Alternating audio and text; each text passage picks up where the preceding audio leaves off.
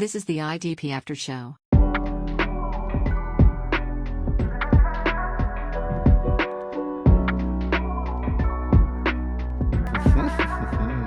Okay, let's jump into it. Who you got in round 7 there, handsome? Round 7, yeah. So round 7, like I said, there's a lot of sexy defensive back names on there.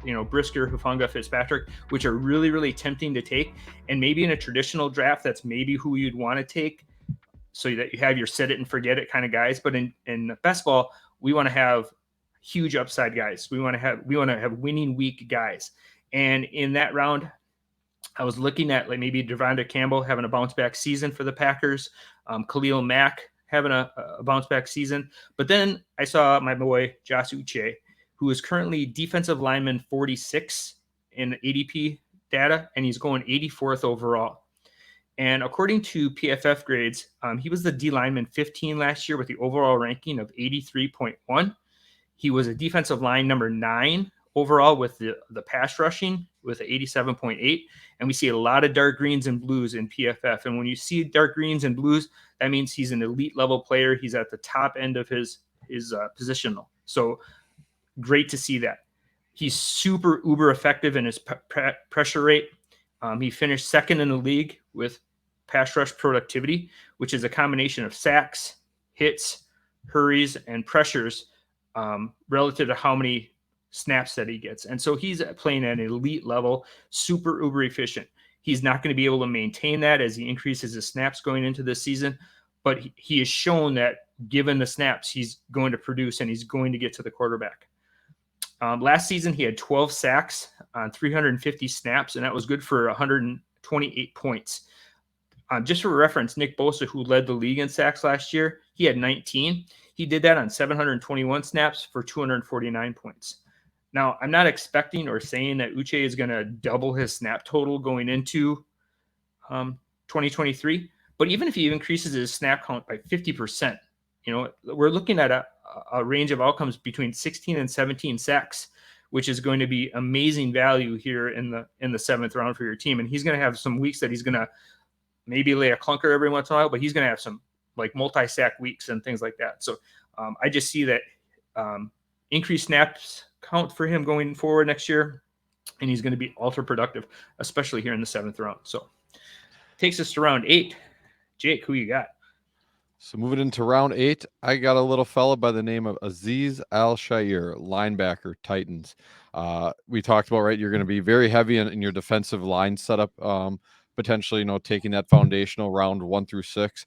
So getting a guy in Azeez Al-Shaair in the 8th round, to me, it's an absolute steal in terms of value. Some other names like Caden Ellis and Divine Diablo, really exciting guys there. Ellis has, the sack upside that he showed at the end of last year when he got a shot. So, I understand if people are excited about that. But what I love with Shaair is it's just the consistency, and you look across his grades too. He's a consistent, above average to good level player, right? Like he's going to find a way to, whenever healthy, be on the field. 3 downs for the Titans. They primarily run, a dime heavy look or closer to that, more so than any other team, I think, except for the Patriots. You were just talking about with Uche. And so with that said, if you look back at the last 2 years, in any game where he played more meaningful snaps, so 30 or more snaps, and you took that and compiled that up, he would have 1,002 snaps, 134 tackles, 2 sacks, and 3 pass breakups. So you're looking at a 13.37% tackle efficiency and a 26.67 pass rush pressure rate.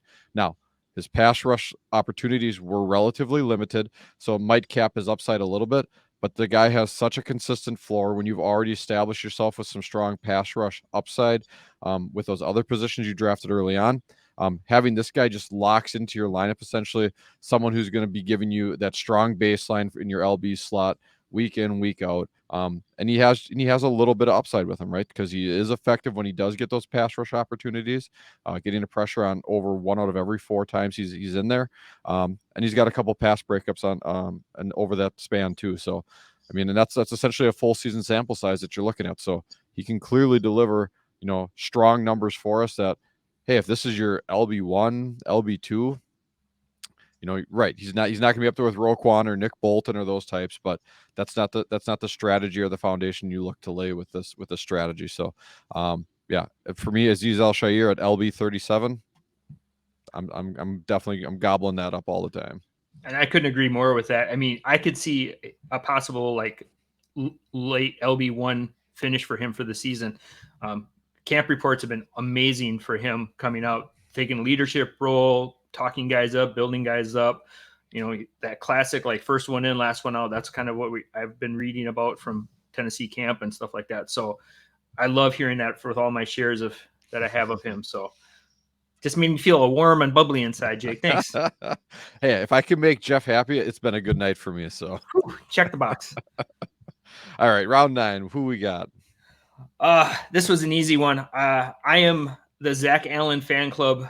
I'm driving the train for this guy all year long.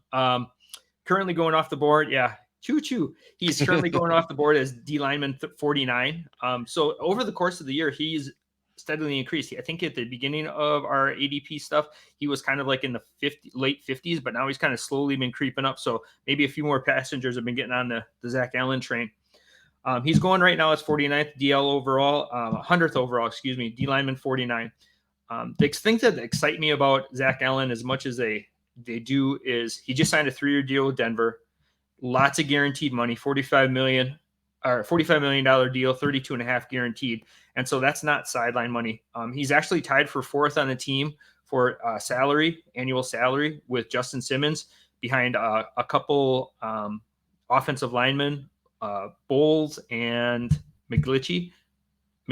And then of course, Russ Wilson. But so I think that says a lot. So we're going to follow the train, follow the money, and follow the train to him being pretty significant.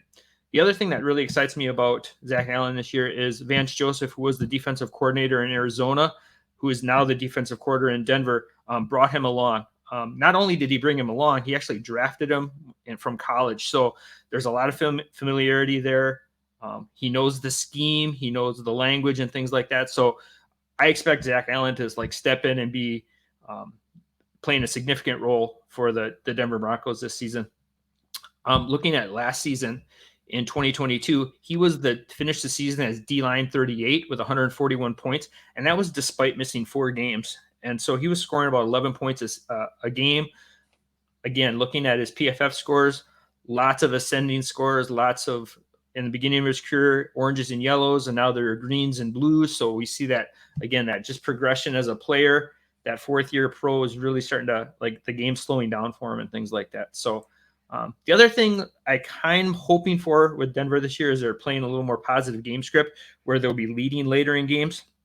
And this might produce a little more opportunity for more sack opportunities and big plays later in the game. Instead of having games where they're kind of blowouts and the opposing teams are just running against the Broncos at the end to kind of kill the clock, they're going to maybe have to start passing a little bit more. And I think Russell Wilson gets back on track with Peyton in town, and that's just going to provide more opportunities for the defense to make big plays. So I am the conductor.